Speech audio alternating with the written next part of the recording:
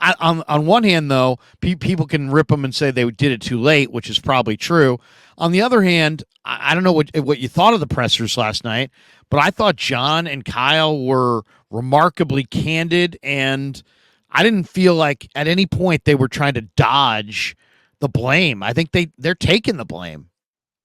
And the sad thing, I thought, if anything, I thought was kind of unfortunate that I heard last night, or was just that Trey apologized to them, that he's like thinks it's on him. To me, I mean, no prospect has ever played less, and had his sheets yanked than this guy. So I don't know. I mean, I think Trey should not blame himself, even though he's an imperfect player at this point and needs development. But I felt like Kyle and John didn't dodge at all last night. I felt like they owned it. I felt like they owned it in the moment. What would you think? Did you watch their pressers? Yeah, I watched both of them. I feel like they're a little they don't necessarily get it.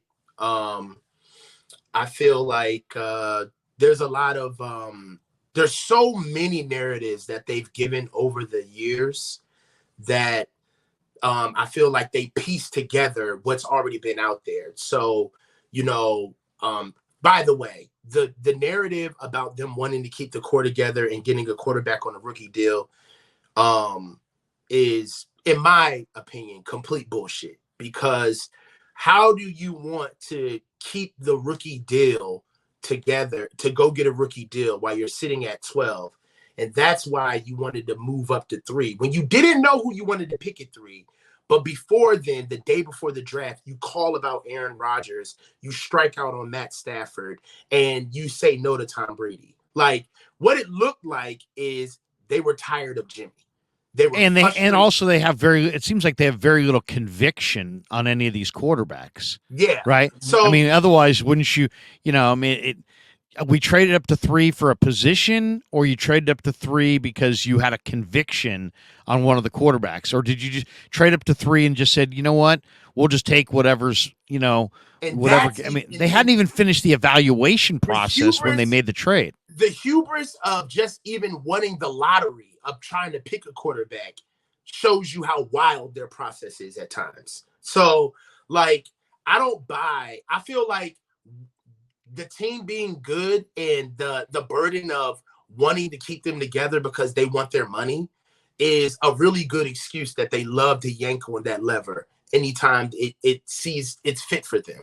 But for me, I think that there was a lot of evasion at times. Kyle didn't ever address why he was in the building and still had Fred Warner do that interview, and he didn't address that.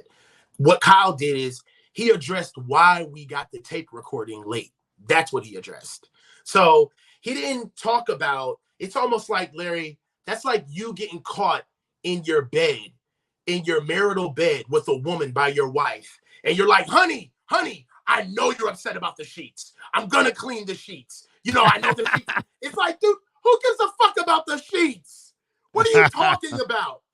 So for Kyle to sit here and talk about, that's a very vivid picture you just painted, Coach. Yeah, very vivid. Thank you. But for Kyle to sit here and pontificate about, well, usually I go and there was a game, so the game was late, and because the game was late, and usually all right, right, like, it's like, bro, that's not the point.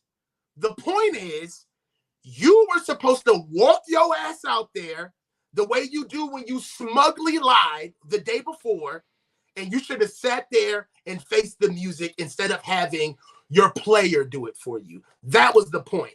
So well, and also, I mean, let's I mean, nothing against the interviewers on the radio, because I know those guys, and I heard the interview and I thought they did an outstanding job with it.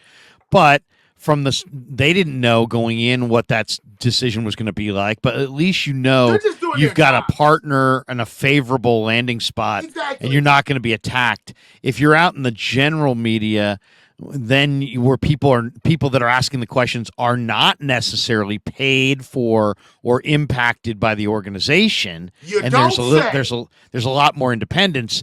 Suddenly, you're going to have to answer a lot more uncomfortable questions, and Would you obviously they imagine want. that? And then they did that last night, but they deferred. I gave him a pass on that from the standpoint of, when you're in the midst of a trade talks, there's all kinds of things that you don't want to say that could hurt your ability to get what you got.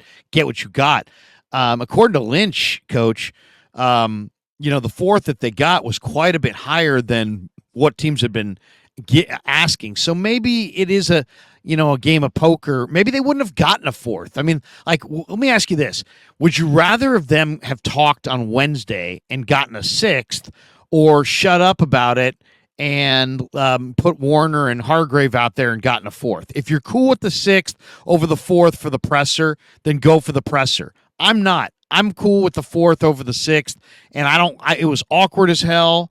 Putting Hargrave and Warner out there. We asked them a couple questions. They obviously couldn't really expand on anything. It wasn't the right way to do it, but it probably landed them a better draft choice. And if you ask most fans, they don't really give a crap about the media and the spin and the message. That's all our side of the table. Larry, They want the higher now. pick. I think if right now. What's that? You're spinning right now. I'm not spinning. I'm telling you, I really believe that if they had gone to that press conference, they would have been asked a lot of questions, and they would have come across as wanting to move Trey Lance, and I don't think they would have gotten the fourth round pick. Look, bro. That's my opinion. I actually believe that. I think because they said they were getting fifth round picks. Then Silver comes out and says that his source says that Trey's price tag is going down, not up, and that they ought to move quickly. So maybe they were getting 6th round picks. Lynch then referenced yesterday that really their best offers came together late in the process. So if they talk and they have to answer all these, this failure questions, then it's like you're hurting your own leverage if you haven't done a deal. Who knows? Maybe they don't get a 4th round pick if they have that presser the other day. I'm just saying I agree with it was awkward and it seemed rudderless. Like somebody take the lead here, right? Tell us your own narrative. Take the mic and tell us that you can't tell us. But don't hand it to Warner and to Hargrave. I agree with that. I would have taken the lead, but I understand if you're gonna do it. Then you're going to have to do it in 2 parts. You're going to have to come out and say, hey, guys, this is the deal. This is what we did. We can't talk about anything else. We'll talk about it later. That's what I would have done. Instead, they put the players out there and evaded it altogether and then talked last night after the game once the deal was done.